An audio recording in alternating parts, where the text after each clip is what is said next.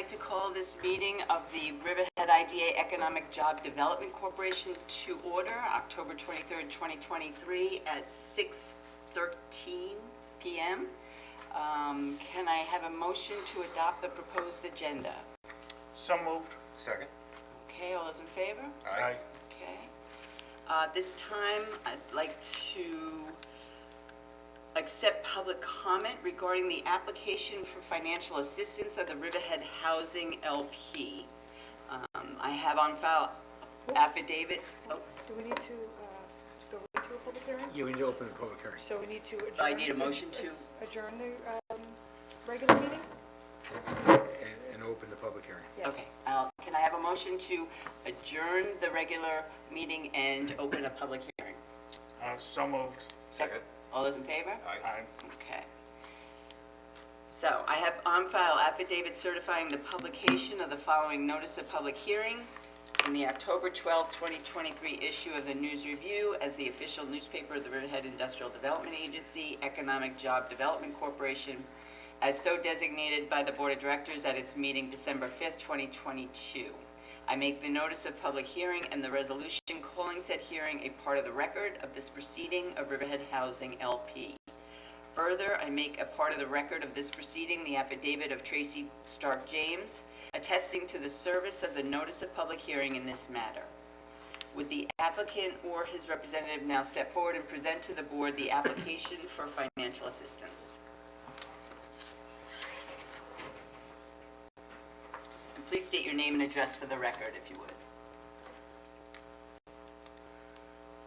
Good evening, everyone. Sam Schoberg, 30 Hudson Yards, New York, New York. Hi, David Pearson, 30 Hudson Yards, New York, New York.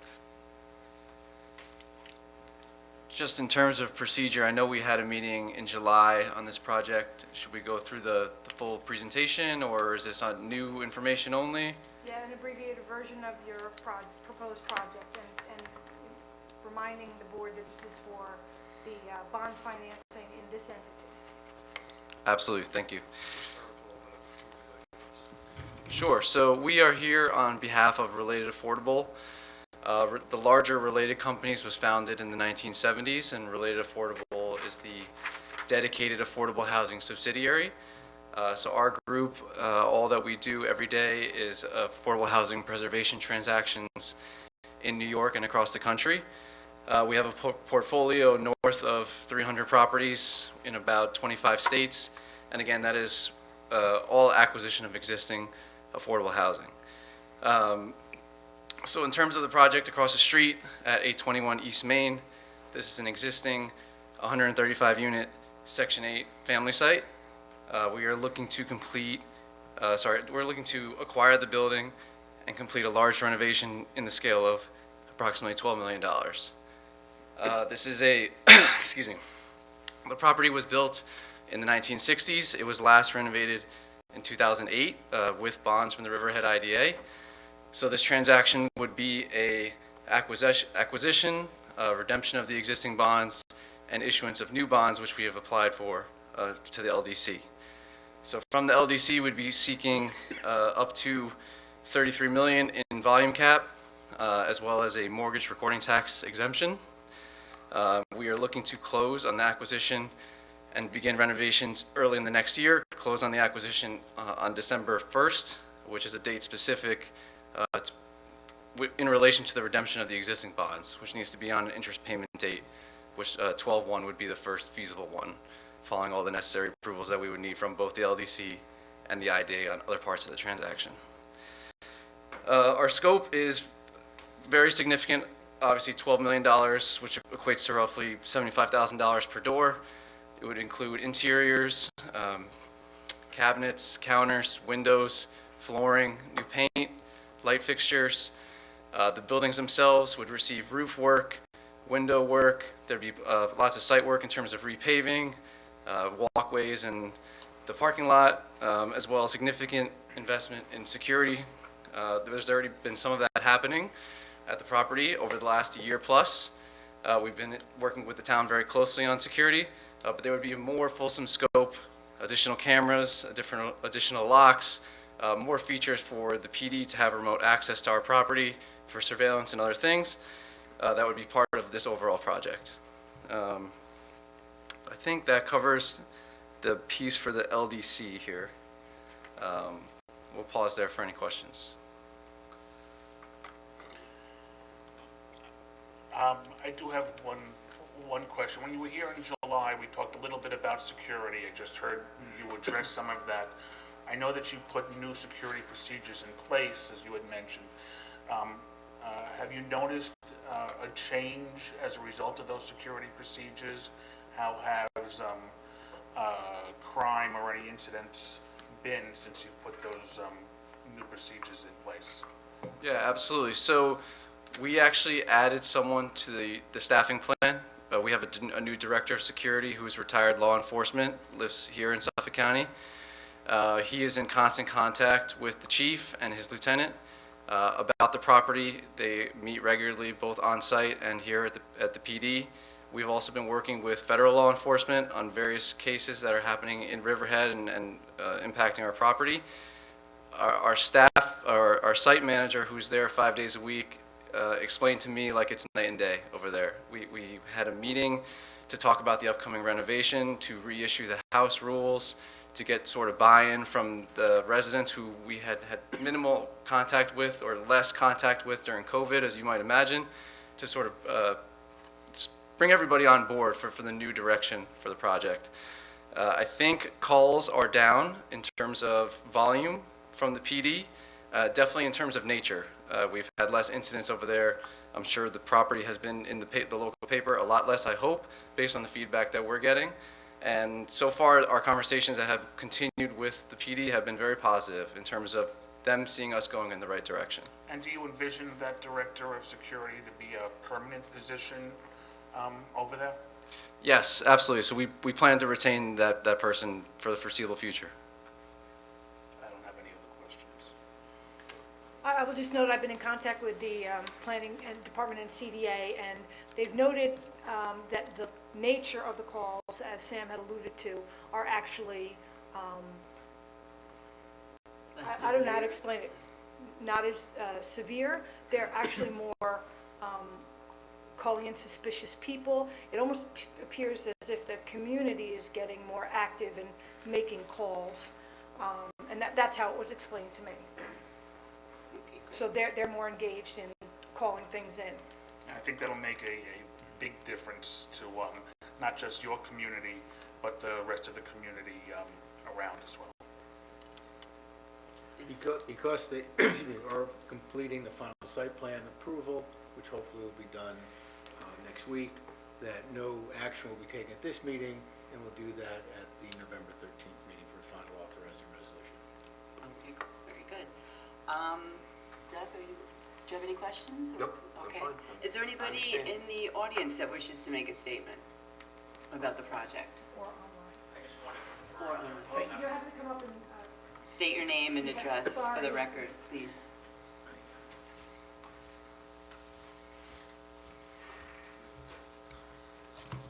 Good evening, everyone. Anthony Fasano, Gercio and Gercio, on behalf of the Riverhead Central School District. I'm aware now that we are taking the pilot portion, moving that to November 13th. I just wanted to confirm that because we will be present November 13th, and the district does want to make a statement. Okay, All right, thank you. very good. Anybody else from the audience? and I'll just note, this is an existing project. Right, There's no new tenancy anticipated unless there's some, maybe Sam wants to comment on that. So, as far as an impact to the school district with children, I anticipate that it's nominal. We will have an analysis on that as well. Yeah, I'll just make During the IDA public hearing. I'll make one comment on the school district in particular. So our site manager, Christina, has been working very closely with the school district. There is a, give me 1 second. There is a woman whose title is residency investigator, who's actually been working with our site manager. They've had 2 meetings on site since this school year started to go over the rent roll at our property. From what I've heard, there's been about 7 or 8 families that have been using our site as their home address that do not live on the property. And we've been very forthcoming with the school district to work with them to review our rent roll again twice since this school year has started, for the school to take their process with what happens after that's discovered. So I think there's been a nice partnership between our property and the school district in terms of not overburdening the district with folks who don't actually live at our property, but who do catch the bus across the street. Okay, anybody else in the audience wish to speak on this? Or online. Or online, is there anybody? Chip, is there I only anybody see raising Jim. their hand or? So anybody that wants to speak? Yes. Unmute? Yes. Tell them to unmute, start. Unmute yourself if you could, if you'd like to speak on this issue. Jim Farley? It's the only one I see, that's right. Everybody else can can see. unmute? Okay, so Good evening, Mike Foley, Reese Clark. Can you hear me okay? Oh, yep. Yes, Number one, thanks for your no vote on 555. The community is very much relieved. This is really, I had no idea that this project was up for IDA benefits. It sounds, by the very brief explanation, that the applicant is investing about $75,000 per unit in upgrading it. Are they keeping the Section 8 tenants in this building while it's being upgraded and after it's upgraded? it will remain a Section 8 project, yes. You can And- allow, you can allow Sam to answer if you like. Okay, It's up to go you. ahead, Sam. Yeah, so We answered this the, question earlier. the rental subsidies on the project will not change. We will actually be looking to renew the Section 8 contract for 20 years from closing, which would take us out to 2043. It is a Well, that's project-based quite Section 8 an upgrade building. you're putting in for the people that are in there. I think that's wonderful, and I think the fact that you're benefiting people that need it, I certainly wouldn't have any problem with IDA benefits. Thank you very much for answering my question. You're welcome. Thank you, Mr. Foley. Anybody else online? a whole bunch of people, but tell them to unmute if they'd like to speak. Please unmute yourself if you'd like to make a comment on the LDC issuance of bonding for this project. That's where we are now. The IDA public hearing will be held on November 13th for the additional, the traditional IDA benefits. Looks like Connie Lefandro wants to speak. Okay, Connie? Yes, hi, this is Connie Lissandro. I'm a consultant, in particular on affordable housing. And this is really a truly great project, preservation of affordable housing. There's a great need, and I know it's Section 8, and there's many people that are receiving Section 8 that are very worthy of it. And I commend the owners for doing a renovation of this. It's very much needed. And particularly the security, I think that's great. And I know it's been a development that has been, had a lot of issues, but I fully support the IDA's getting them back of this development. And thank you for the preservation of affordable housing. Thank you. Okay. Thanks, Connie.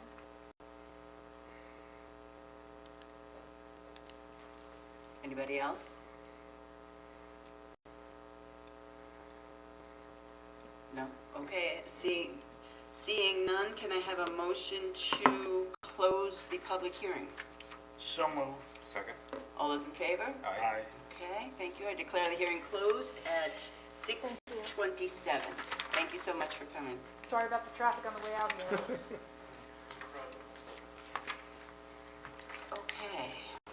Can I have a motion to re-enter the LDC meeting? So moved. Second. All those in favor? Aye. Okay. We have no correspondence. Can I have a motion to approve the minutes of the Economic Job Development Corporation meeting of September 2023? So moved. Second. All those in favor? Aye. Okay, approved. There is no treasurer report. There are no committee reports. We have a resolution number 22-23 adopting the proposed budget for 2024. It's zero. Yeah, as this is this entity That's a flows into the. pass-through entity, Correct. right? So there's no real financial revenues or expenses. And there were no comments from, No comments from the yeah, I don't- is that supervisor's a office? requirement for the LDC too? Yeah. So, I'll move the Resolution? resolution. Is there a second? Second.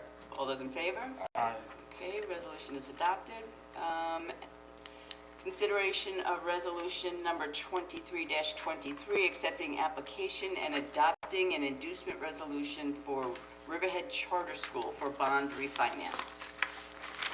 Did you want to just give a brief overview of that, Bill or Tracy? Yeah, so this is a resolution for refinancing the existing LDC bonds that are outstanding for the Riverhead Charter School.